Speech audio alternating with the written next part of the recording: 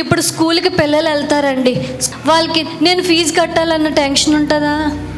నేను క్యారేజ్ వండుకుని పట్టుకెళ్ళాలని టెన్షన్ ఉంటుందా?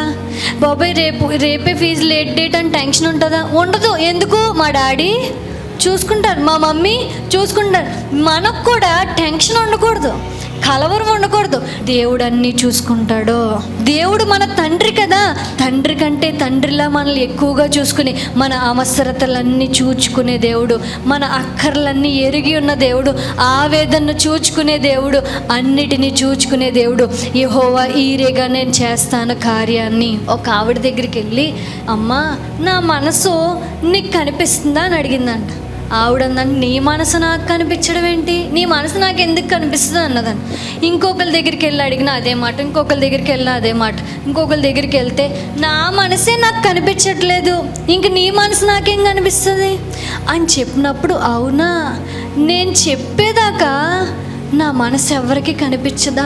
నేను చెప్పుకోలేనివి ఉన్నాయి కదా కొన్ని, అవి వాళ్ళు చూడలేరా అని చెప్పి ఆవిడ దుఃఖంతో, అంటే నన్ను నా మనసు తెలుసుకున్న వాళ్ళు ఎవ్వరు లేరా, నా మనసు చూసే వాళ్ళు ఎవ్వరు లేరా, నేను చెప్పకుండానే పూర్తిగా ఎరిగి ఉన్న వాళ్ళు ఎవరు లేరా అని చెప్పి దుఃఖంతో ఏడుస్తూ ఉంటే, దేవుడు ఆమె దగ్గరికి వచ్చి, నీ మనసు అంతా నేను చూస్తున్నాను అన్నాడు. మన మనసు ఎవ్వరికీ కనిపించదు, నీ పక్కన కూర్చున్న వాళ్ళకి కనిపించదు, నాకు కనిపించదు. నిన్ను ప్రేమగా చూసుకున్న ప్రేమించిన వాళ్ళకి కూడా కనిపించదు. నీ మనసు అంతా ఎవరికి కనిపిస్తుందో తెలుసా? దేవునికి కనిపిస్తుంది. నీ మనసు అంతా చూస్తున్నాడు ఆయన. ఎంత వేదనో, ఎంత నలుగుల్లాటో, ఎంత ఇరుకాటంలో పడిపోయావో, చెప్పుకోలేక ఉండలేక నలిగిపోతూ సతమతం అయిపోతుందో నీ మనసు, అదంతా చూస్తున్నాడు. నువ్వు వివరించలేని వాటిని కూడా దేవుడు అర్థం చేసుకుని చూసుకునే దేవుడు. దేవుడు చెప్తున్నాడు, నీ మనసుని నేను చూసుకుంటున్నాను. ఏదైతే గందరగోళం చేసేసి నిన్ను భయపెట్టేస్తుందో దాని సంగతి అంతా నేను చూసుకుంటాను.